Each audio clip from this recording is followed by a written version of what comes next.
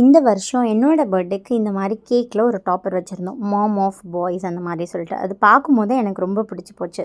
கூகுள்லேயும் வந்து போட்டு பார்த்தீங்கன்னா, மாம் ஆஃப் 2 பாய்ஸ் அப்படின்னு போட்டிங்கன்னா இந்த பிக்சர் தான் வந்துச்சு.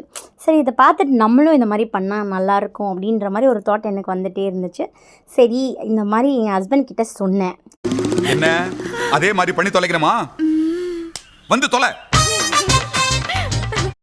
சரி, இந்த டிஷர்ட்டை வாங்கலான்னு பார்த்தா ரொம்ப ஜாஸ்தியாக இருந்தது. சரி, ஒரு ஃபோட்டோக்கு எதுக்கு டிஷர்ட்டை வாங்கிட்டுன்னு சொல்லிட்டு எங்கள் அக்கா பையன் அதான் இருக்கவே இருக்கார், ஆட்டோக்கார தம்பி, இந்த மாதிரி டிஷர்ட் வச்சுருந்தார்.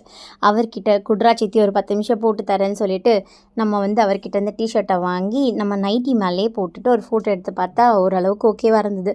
இந்த பசங்களும் கொஞ்சம் அப்படி இப்படின்னு அட்ஜஸ்ட் பண்ணி நிற்க வச்சாச்சு. ஃபோட்டோ எடுத்து முடிச்சாச்சு. சரி, அந்த பேக்ரவுண்டெல்லாம் கிளியர் பண்ணிவிட்டு இந்த மாதிரி எடிட்டிங் பண்ணி வச்சு கொடுத்தாங்க.